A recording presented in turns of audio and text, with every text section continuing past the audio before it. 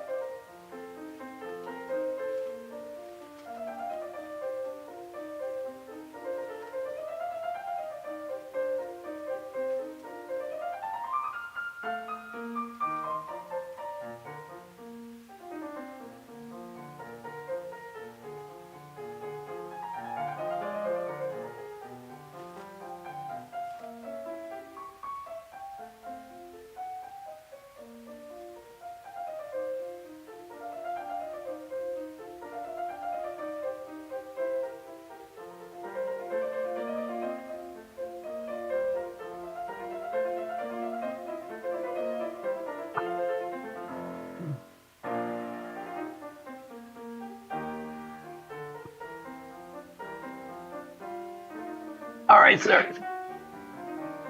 Ready whenever you are. Okay, hold tight.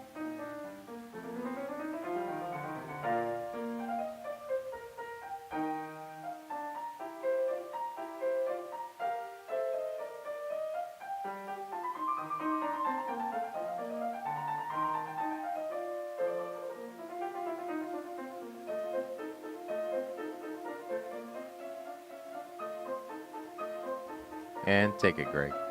Welcome, everyone. It's 6:12 on Monday night. You're listening to the 242nd installment of the Age Out Angels Radio Hour on www.hamiltonradio.net Channel 2.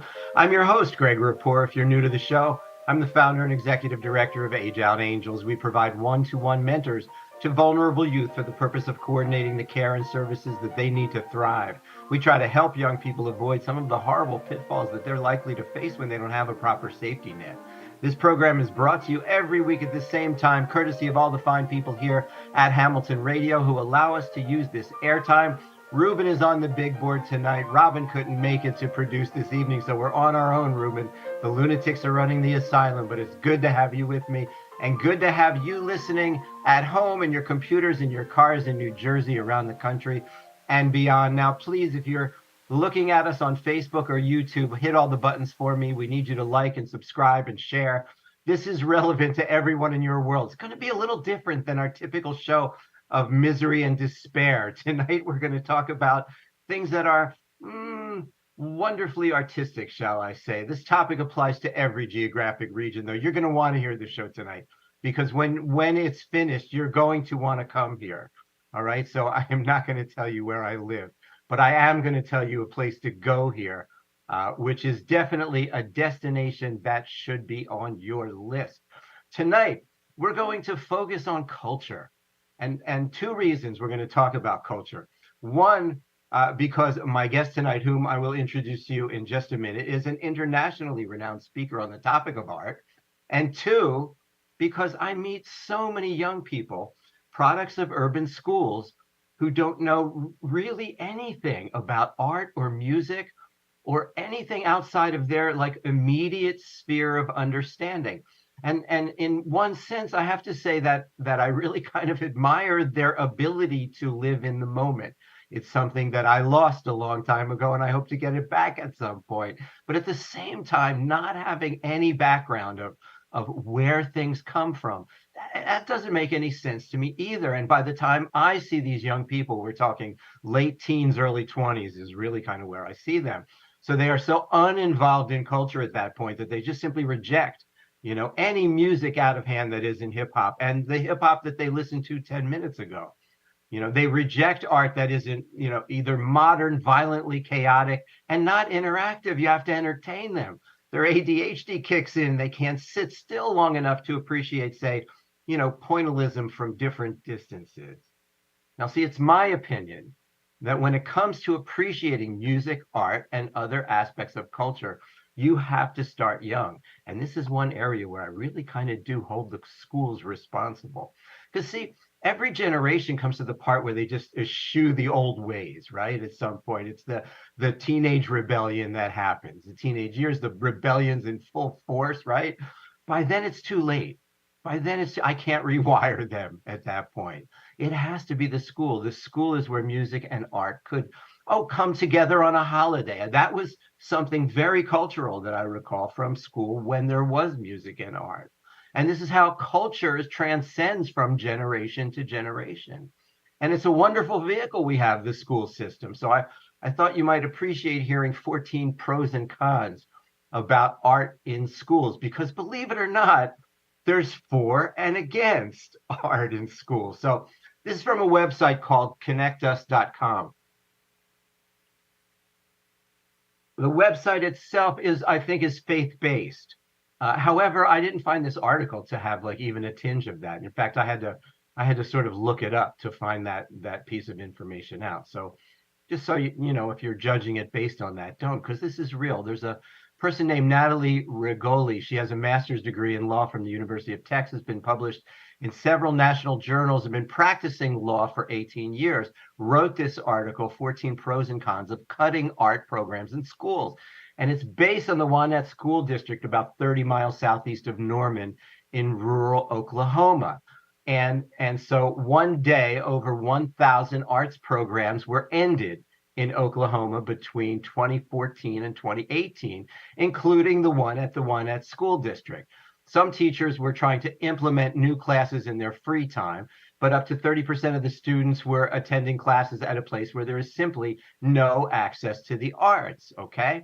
So taking a look at the pros and cons of cutting art programs, the point of view of this article is that it's really clear to see that this action deepens the pre-existing inequalities that already divide urban and rural districts. And interesting how this is divided by urban and rural, not by socioeconomic group necessarily. This is geographic.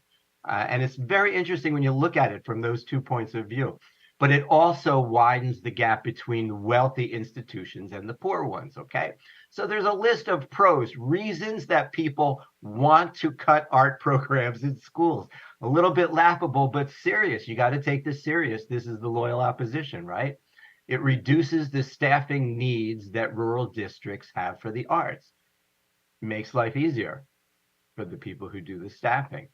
It can improve the budget for the school district, saves money.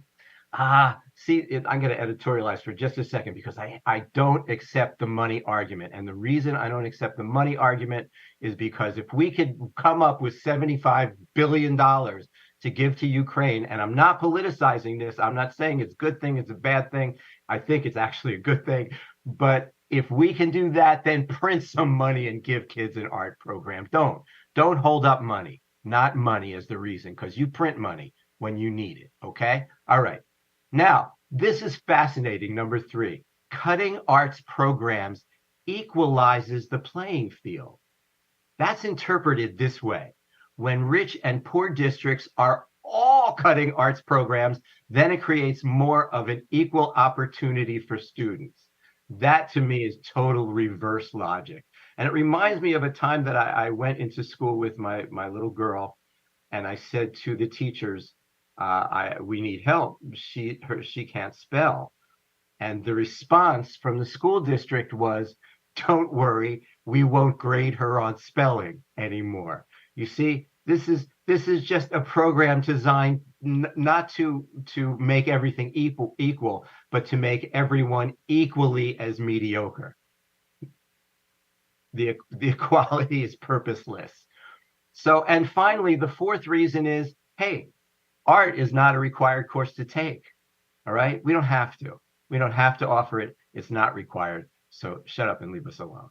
She didn't say that. I put that last part in. Reasons for having art in school. Well, whenever something gets cut, somebody stands up and says, what about the jobs? Well, if you add up the whole art world, it comes to about 5 million jobs each year. So, hey, what about the jobs? Then early childhood arts programs are proving to provide high returns. Programs that contribute to early childhood education opportunities are essential investments for the success of the next generation. It presents one of the highest returns of any public sector investment made in the United States. And people don't always think about this, but I always thought of art and music, those two things, as language. And I teach music as language. Art program, and according to this article, it says art programs are another source of language acquisition and education, especially for younger children. It benefits communities with low or middle incomes the most when children receive exposure to these programs. There are many more reasons to put it, but I want to get to my guest because I think we've taken enough time with someone who knows a lot more about it. So let me just take a moment and say hi to GARRIDO SCHNEIDER. He is the executive director of one of my favorite places in this area, the Grounds for Sculpture. Gary, welcome to the Age Out Angels Radio Hour. Thank you for having me, Greg. Well, it's a pleasure to have you here. The Grounds for Sculpture, I want people who are not from this area to understand that they need to get a train or book a flight or whatever right away and come immediately. But I'd like you to tell them why. Mm-hmm.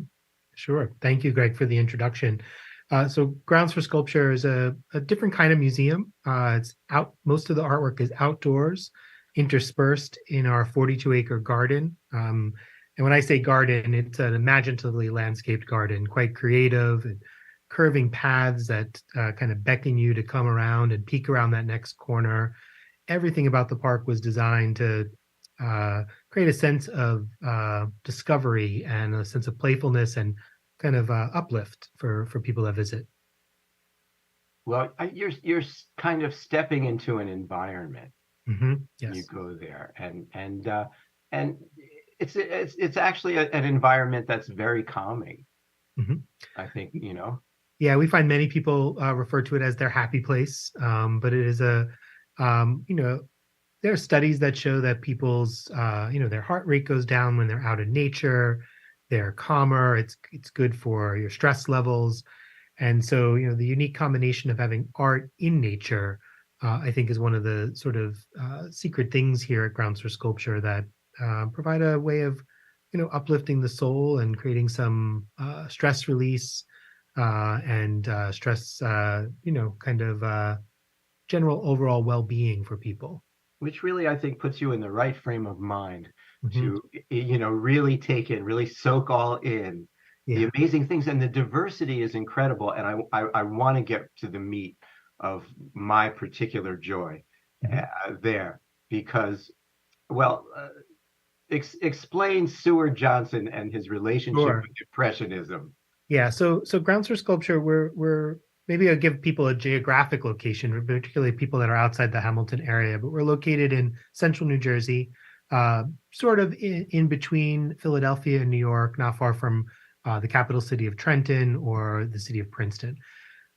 We are a 42-acre garden. We've got over 300 sculptures interspersed throughout a beautiful landscape. We also have a number of buildings with indoor galleries. We've got a restaurant, a cafe. We have artist studios on campus. And we have a facility called the Johnson Atelier, which is a sculpture fabrication facility. All of this was the brainchild of our founder, Seward Johnson. Seward he passed away in 2020 after a very long life and career as an artist. He was a major philanthropist and a descendant of the Johnson & Johnson family. Initially, Seward had created a facility called the Johnson Atelier, which was a space that taught the traditional arts of sculpture, attracted artisans from around the world, and at its height had about 150 employees and students studying right here in Hamilton. In the 1980s, the land around the atelier became available for sale. It happened to be the former New Jersey State Fairgrounds. So the space we're on has been a gathering place for the community for well over a century. The fairgrounds had moved and the land was underutilized, vacant, maybe a dozen trees, lots of garbage. We had 3 buildings from the fairground era, the old, beautiful, historic buildings that were blown out glass and pigeons living inside. Nobody would have looked out the back door of the Johnson Atelier where they were making these sculptures and imagined that anything good could come from this land of rubble. But Seward and a number of the artists there had a vision, as artists do. They envisioned that it could be a place to put sculpture and to sculpt the landscape around it. That dream hatched in the 80s, and by 1992, we opened to the public. Initially, a handful of people came. It was a well-kept secret. Now we have over 250,000 visitors a year that make their way to Grounds for Sculpture to explore and experience the art and nature that's here. And Seward, at some point, Seward Johnson sort of morphed from his sort of basic bronze man on the street kind of sculpture that he was doing, and decided to interpret the paintings of Impressionists into. Yeah, so Seward Johnson, as a sculptor, was originally known for making life-size casts of everyday people. People will come across them in cities across the United States. Business person sitting on a bench reading the newspaper. An elderly woman carrying bags of groceries, looking like she's about to drop them, and you want to rush and help her. People walking around with umbrellas that are or mowing the lawn or trimming the hedges. So they catch you in the painting term, Greg. I know you're a fan of painting, and it's like a trompe l'oeil. This kind of like trick of the eye kind of. And so Seward's sculptures were like that. People come across them, and I still do. I've been working here for 10 years, and I come across one out of the corner of my eye, and I'm startled and jump, and I'm like, it's another sculpture. It's another Seward Johnson. But around the time that the park opened, Seward began to move these figures and take inspiration from Impressionist paintings and to begin to create 3-dimensional versions of well-known paintings by Manet, Renoir, Monet, and creating those in 3 dimensions. So taking the composition from a well-known painting like Manet's Luncheon on the Grass with the 2 clothed male figures and the nude figure of a woman at the lunch picnic and another figure in the background, and dutifully creating those as sculptures, including the plantings that were around it to replicate the plants in the original composition. All the sculptures out of bronze, so you can walk around them in the 3 dimensions. Yes, you can exist inside them. Yes, it's remarkable, and I will tell you that the closest thing I could actually compare that to is at the Van Gogh Experience Hmm. exhibit, where they had virtual reality and took you through different aspects of his life that led to different paintings, and that made you feel like you were immersed to some Yeah. degree, but nothing that quite measures up to sitting on a park bench and putting your arm around. It's tempting to dress up in period Yeah. and Well, the see if you works I could think blend are in.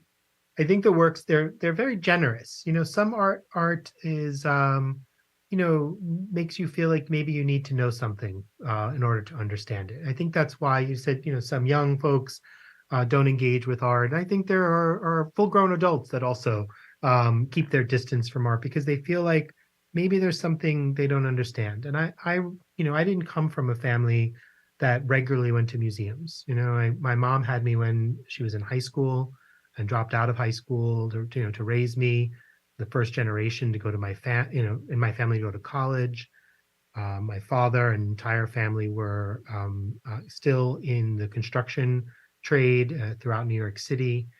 And my dad really wanted me to go to college because he didn't get to go. He had me and had to start right away raising a family. Hmm. And you know, I wanted to be an artist, and that was something that was not familiar to my family, right? Um, so I'm cognizant that not everyone grows up with art in their life in a way that is going to museums, going to the theater, going to concerts. My mom did quilt, so when I was young, she would take me to antique stores and quilt fairs, and I had an early appreciation that art was useful.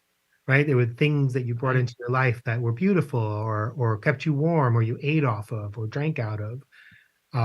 But going to the museum and confronting a painting and thinking about what is this about was new to me. And I've made it a big part of my life, in my professional career as an artist and as an educator, to really try to build those bridges to make art accessible, make it approachable, to make it not feel so daunting.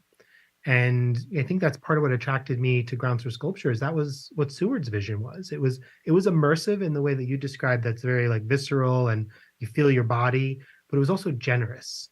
He had a vision that anyone could, be a part of the painting. They could have fun. You can, as you said, put your arm around that person on the bench and take your selfie with them, and that's okay. Yeah, that's that art can Unique be. in that you can touch. Yes. There are so many museums where you can't touch, and I got to be honest with you. Lately, I've been wondering if the painting that you see hanging on the wall in the museum really is the real one, because it just seems so vulnerable with Hmm. with so many crazies, Yes. Yeah. in the world. And so is that really, if I go all the way to France, am I going to see the real Mona Lisa, Yeah, or you a don't need really to. good imitation, a really No, good? just come to Grounds for Sculpture and see the three-dimensional version. You can touch it. And sometimes now I go and I see the originals. We were talking earlier about, some of the great works at the Art Institute of Chicago. I've seen some of the works that are inspired, that Seward, was inspired by in museums in Paris, home of the French Impressionists. And some of them now feel like they're lacking a little bit. They don't, because of the richness of being able to interact with them. So no offense to Manet and Monet, but there is definitely something about being able to be immersed in the work So, and connect to it. are you an artist? Are you an art administrator? I'm a little bit of all. I went to Parsons School of Design in New York City and studied art, and studied art education. So my early career was spent as an arts teacher. You mentioned the arts getting cut from the schools, and I worked for a great organization in New York City that was founded in the 1970s during the fiscal crisis, and that was founded to place artists in classrooms working side by side with the teacher, and treating the children as young artists and bringing real quality material for them to work with. So my first teaching work was working for that organization. It's called Studio in a School, and it really affected the way that that I approach that way art can be brought into the schools. And, you mentioned the limitations that our schools have, and they're being pinched. I have family members that are school teachers. It's a hard job. It's a thankless job, and the resources are always being cut. And what I don't think people realize is how many organizations like the one that I worked for, or places like Grounds for Sculpture, that have strong arts education programs and are working with the schools. Here in Hamilton, we're working with a number of schools, bringing them on site here, going out to the school, as well as in the neighboring city of Trenton. Because you know why? One of the other elements that I didn't get to, which is a reason to have art in school, is because especially in an urban environment or rural environment too, that's what they're comparing there. If not in the school, there's a good chance that the child will never get it. Mm-hmm. Because whether it's an urban environment or a rural environment, it's not there. Yeah. It's just simply not there to be had. Yeah, and the arts, they help us see the world in different ways. They help us express things that are hard to express verbally. I think they have allow an increased sense of empathy, in terms of understanding others and learning about others. Yeah. So it can really transport you. It is actually all those things about tolerance and that goes with that. And I think, see, that's where the language sort of comes in. I don't honestly worry about whether I understand a piece of art or not, because it's too easy to be wrong. But the point is whether you're listening to music or looking at a piece of art, does it move me? Does it do something to me? Yeah. And if that happens, if that work transports me to the street in Paris, right? If it lets me put myself in that situation, if I can look at the haystacks at all the different times of the day and appreciate that a day has passed, yes, then all of a sudden, and then that's all I need. That's like enough. That's an emotional experience.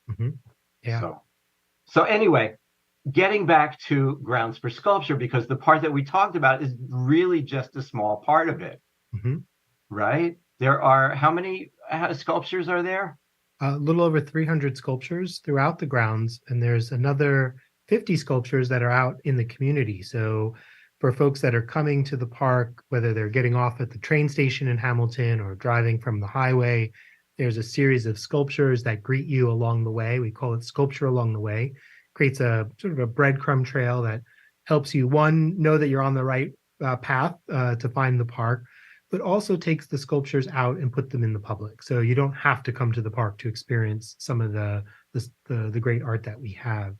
It's a magnificent entrance up to it. I mean, what we're talking about here are sculptures that are, I don't know, 30, 40 feet high. Yes. Yeah. I say sculptures and people might be thinking, some small, modest things. These are monumental works that are, close to 30 feet tall, bright colors, some of them abstract, some of them figurative works that, again, dot the landscape at the exit to the highway, to the train station.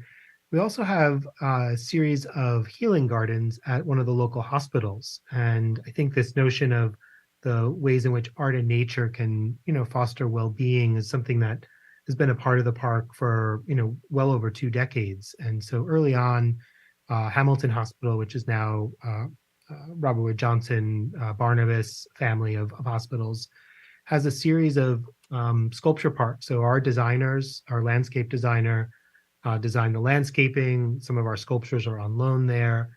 There's gardens for the general visitors. So, you're visiting a loved one there. You have a contemplative place to step outside and rest.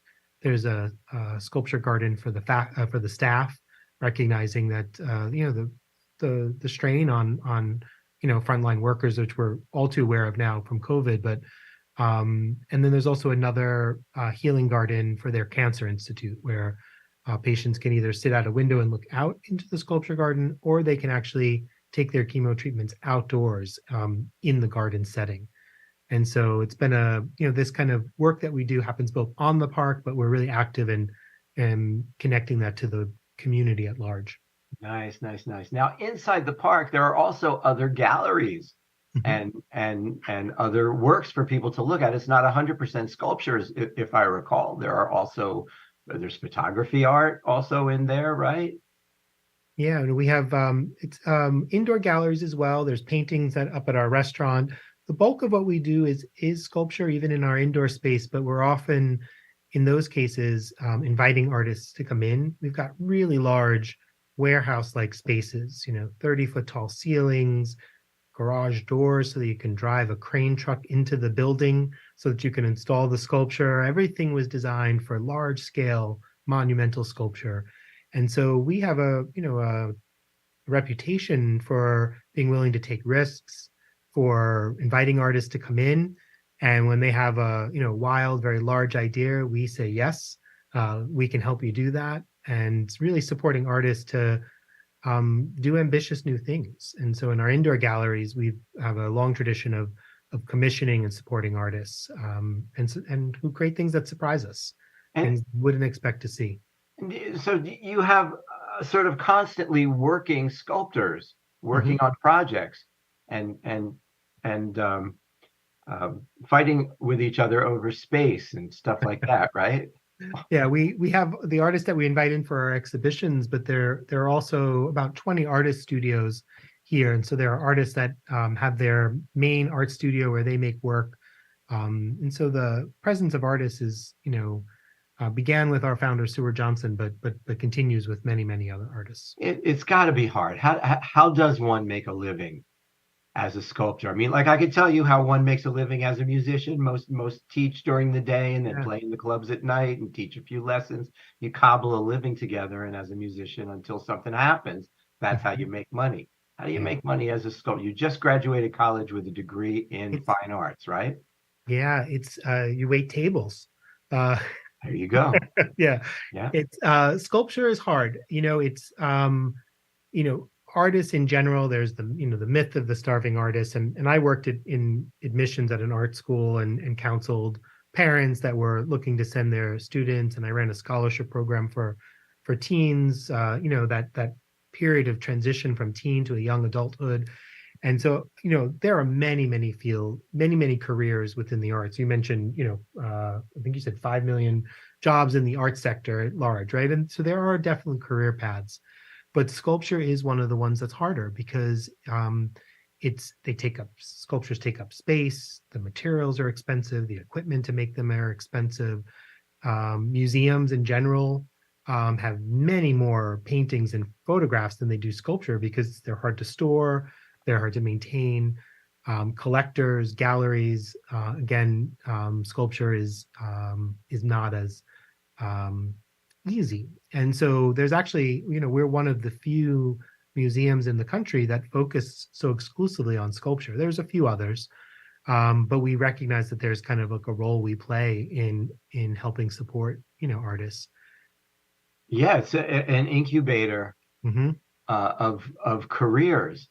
Yeah. So, how long might a sculptor stay with Grounds for Sculpture? Is it like forever, or a couple 3 years, and then they go to the grad school or something?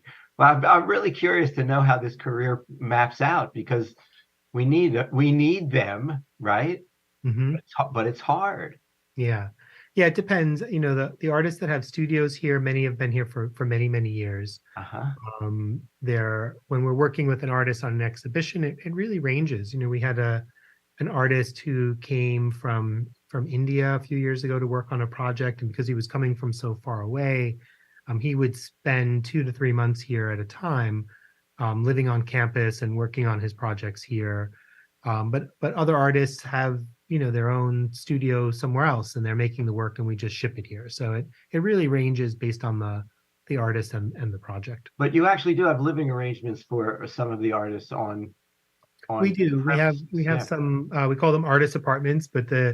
when we have guest artists coming and they're working on a project, so I'm thinking about last year we had the Philadelphia-based artist Roberto Lugo, who we did a solo exhibition of his work, and he's most known for his pottery, but we commissioned him to create a series of large scale vessels, pottery, clay vessels that were maybe 4 or 5 foot tall. But he also created a really large vessel that has a set of stairs that you can actually walk into this giant 26-foot tall, looks like ceramic urn or vessel, but it's made out of other sculptural material that can go outdoors. And like Seward Johnson, this idea of inviting you into the work. This title of this piece is called "Put Yourself in the Picture," and it invites people to walk up the stairs, be inside this kind of vessel, and take pictures of themselves. So they become part of the artwork, very much like Seward's work. And so Roberto, when he was working on it, he spent about 3 months leading up to the show. And he had a place he could stay here, and he had access to a large space to make the work. And so we're excited to be able to offer that kind of opportunity for artists. Well, that has to be nice. It has to be a nice environment in which to create. Mm-hmm. And, I would assume to some degree a vigorous exchange of ideas and Mm-hmm. and thoughts, right? That just generate more and more creativity. Mm-hmm. So, Yeah. I mean, and I want people to understand who are coming from outside that these works are being created now by people who are thinking very creatively now. And so the big thing that's happening this winter now is called night forms. Yes. And I'd like you to tell everyone why they need to book their plane tickets immediately. Yes. So Night Forms is our foray into creating an experience at night. So immersive, just like it is during the day, creative, just like it is during the day. But we invited a group called Clip Collective, like a film clip, based out of Philadelphia, to come in and create a series of projections that are projected onto the landscape and onto the sculptures. It has a soundtrack, lighting that's all computer controlled, and it's a particular kind of technology called projection mapping. So the videos that they're projecting are altered so that they kind of wrap around the object. So it makes the skin or the surface of the sculpture look like its entire video screen. It moves and things move around in space, so it encourages you to walk around the sculpture. There's about 13 different stops. You can spend about an hour walking through. You can stop and get your hot chocolate halfway through and continue to walk around. But it's called Night Forms. The work is magical. Wow. I mean, it sounds like you took the basic idea of Christmas lights Yes. and then, really injected it with steroids.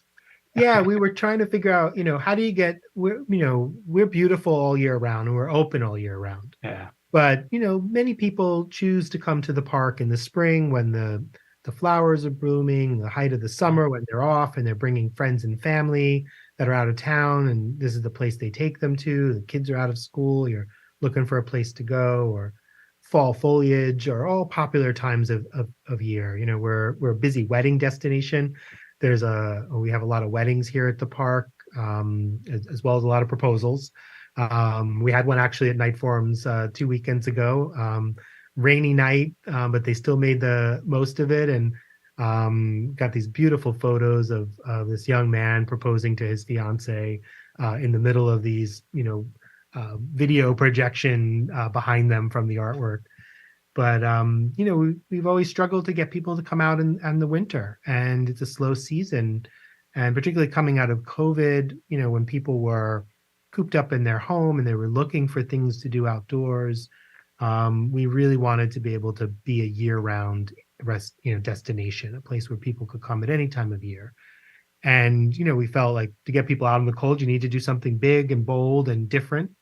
And there are a lot of places that have Christmas lights, beautiful places like Longwood Garden outside of Philadelphia, and there's a few here in the Mercer County area in New Jersey. So we knew we didn't want to do what someone else was already doing. Right? Like we tried to think about what kind of light experience could we have that would be sculptural or immersive, like the park is, where you feel like you're actually becoming a part of it. It's projecting onto you. We found this group led by Ricardo Rivera. They had done work at Longwood Gardens in Pennsylvania, the Desert Botanic Garden in our Scottsdale, Arizona. And we had approached them and said, come to the park, come visit, and let us know if there's something that you think you might be able to do here. And they were really excited because they had been quite a number of projections onto buildings, onto plants, but never onto sculpture. And it was a real collaboration because they're artists and they're projecting their artwork onto someone else's artwork, right? So there's this connection between what they were doing and what came before them. Does the artist have kind of a input, shall we say, the original artist into that? We did get their permission, Okay.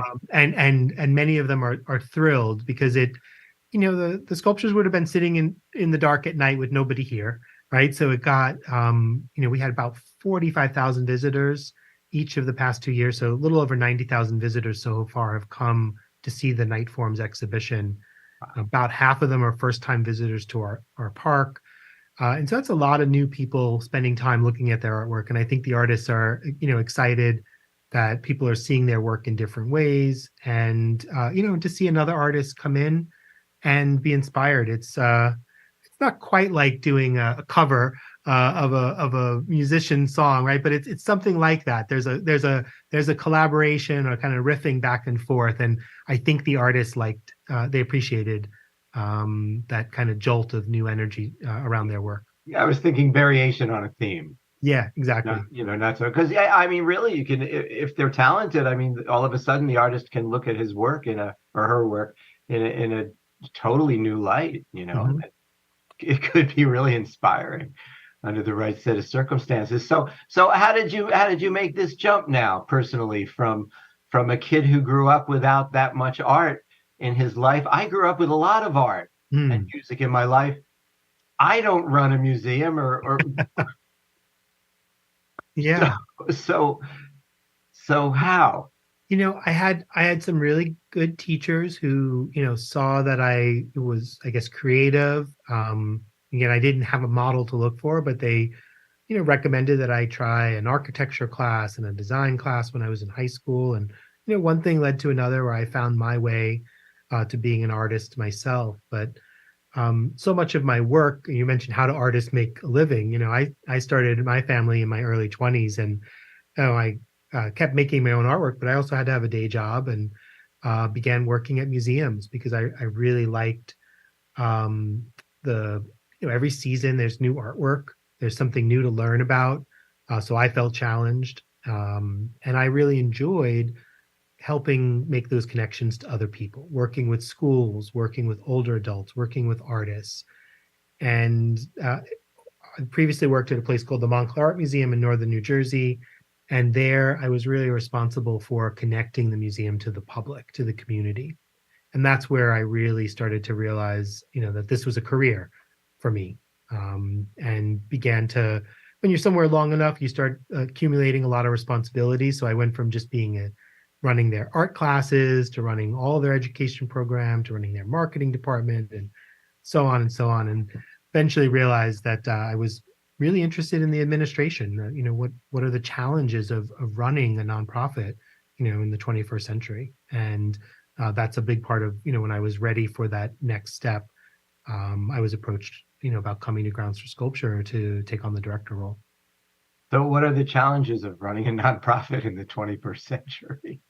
Yeah, I think for Grounds for Sculpture, one of our big challenges is I mentioned we were founded by Stuart Johnson, who's a Johnson and Johnson heir.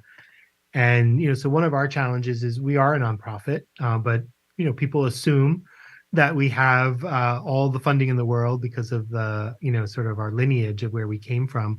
Yeah. But like any nonprofit, we have to do fundraising every year. This is the time of year where we're asking people to remember us as they're doing their end of year giving. And so, raising the funds to be able to take care of a big place. We've got 42 acres. It's a lot of garden to take care of. Sculptures require, being conserved every year. We have a little over 100 staff members. So, part of it is, when the arts are not really fully supported, by government or the way they are, say, maybe in Europe. I don't know, we really rely on the public to support us, both through either donations or, in our case, also from eating at our restaurant, or coming and being a member. And so the financial challenges of running a museum, I think people think about it. They're businesses, all right, and we have to figure out, how do we keep the lights on? How do we keep people paid and employed? And those are some of our constant challenges. One of the other challenges that a lot of institutions have is figuring out how to be relevant to the public and to an audience, particularly, Greg, we were discussing earlier, short attention spans, and I was talking about social media and the ways in which, in the 21st century, people that process information so quickly, right? And museums are a little bit of a slower kind of experience than TikTok. And part of it is trying to figure out how to institutions be, to continue to be relevant as the world around us changes. And I think that's one of the things that Grounds for Sculpture does really well. I think it's partially because of the art being outside and in nature. It puts you in a different place of mind when you're experiencing it. But I think it was also that kind of immersive and kind of invitation to to engage that makes it more accessible and approachable than I think some people find other art forms. Yeah, the times certainly are changing. I mean, you think that sometime it would be a great idea to just hire a 14-year-old and then explain to him when he's 15 that he's too old now. He has to go out to pasture, because you're going to hire another 14-year-old each year to know what to do, to know, what do I have to do to reach this group of 14-year-olds or 15-year-olds. Wow. Such a pleasure talking to you. If you just hang with me for 1 second while I do some final words. Yeah. But while I'm getting that script up, would you please tell the people where they should go online to find you? Sure. You can Google Grounds for Sculpture, or groundsforsculpture.org. Take you to our website. We do have online tickets. We can be very busy, particularly on weekends, so we encourage people to get their tickets in advance and pick the time of day that you want to come. We're open year round, beautiful at all seasons, and we like to say beautiful at all times of day. It's beautiful to be here as the sun is setting on a summer day, or to walk around in the snow and see how the sculptures look with that fresh dusting of snow on them. So encourage people to take a look, and hope to welcome you here at the park. I've never seen them with pristine snow. That's interesting. Yeah, it's a very, very interesting thought. But the only thing I can tell you, if you're listening to this show, is you should really come here. This is something that, honest to goodness, should be on your bucket list. We're not just selling. This is for real. And take it from me that you won't be disappointed. My final words tonight actually belong to someone else. Because I was speaking to my friend Kathy Jones this week, and she was posting all over Facebook. She's certainly a true advocate for youth in foster care, and she said this way better than I could, and I'm reading this with her permission. I want you to know that. And this is what Kathy wrote. She wrote, "Part of my work as a foster care advocate is endeavoring to help the public understand those who have lived experience in care. In our support groups, we often discuss hard feelings that we feel no one can understand unless they've lived the experience in care. In that vein, I'd like to explain some of those feelings so others can maybe understand better. Keep in mind, these feelings may not be indicative of all former foster youth, but they are of enough that they deserve to be heard and understood." And so she's put some points out here that she wants everyone to remember at this holiday season. Number one, birthdays can be especially difficult because many never had one, either in or out of care. Number two, Mother's Day and Father's Day can be extremely sad times because they were separated from their mother and father due to no fault of their own. And I would add to that many feel guilty, like it's their fault, which just makes it harder for them to cope. Number three, the holiday season can be depressing for many because they couldn't celebrate with their families or foster families, and their foster families extended bio families. None of them treat them the same as they did their own biological kids. They always feel that difference. Foster kids, you don't feel loved when you're in care. The best you get is tolerated. And if you're in a household with biological kids, that difference can really be hard to feel. Those who aged out with no family may still have no family due to trust issues. So they may be sitting alone at home in the holidays. That's assuming they have a home, feeling unloved and unwanted and receive not even one single present during what is normally a happy time of the year. Number 4, even if they created their own families long after care, those who aged out without family may still feel the longing for the family they lost long ago. These feelings never go away. Most services and organizations are geared to make the youth currently in care have happy holidays, but few exist for older former fosters, which makes it that much more difficult for them to get through the holidays. They feel the best thing for them to do is isolate themselves until the dreaded holidays are over. Thanksgiving especially may not feel like a thankful time for them because they have no place to celebrate the holiday.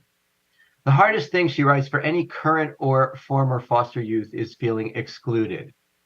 That feeling can follow us for the rest of our lives, no matter how much education or success we may have achieved. We often feel not good enough or not worthy. It's difficult to overcome those feelings that were ingrained from our youth, no matter how old we get. So as we gear up for the upcoming holidays, I would ask you to especially think of our older foster care community. And if you know one of them, maybe consider finding a way to make them feel seen and heard. And that's all the time we have for tonight. I want to thank you for listening at home. I want to thank GARRIDO Schneider for being my incredible guest tonight. Gary, it's an absolute pleasure talking to you, and I hope you'll come back and visit us anytime. Remember, everyone, groundsforsculpture.org. Go there, give them a few bucks, and definitely make Grounds for Sculpture in Hamilton, New Jersey. I know you weren't thinking about this when the show started, okay? But Grounds for Sculpture in Hamilton, New Jersey, as something that should be on your bucket list. Now, next week, we're going to close out the year with a big bang. December 18th, I want you to meet me right back here. Representatives from the National Foster Care Youth and Alumni Policy Council will be here to talk about their moves to decriminalize foster care. I want to thank to our producer, Robin, who did get here. That was a yeoman's effort. Robin, thanks to our engineer, Ruben. Music provided by Mozart. I don't know why he works for us. He must need the money. Stay safe, everyone. Until next time, remember, it's only Monday. There is still plenty of time to make this week the best week ever. Good night, everyone.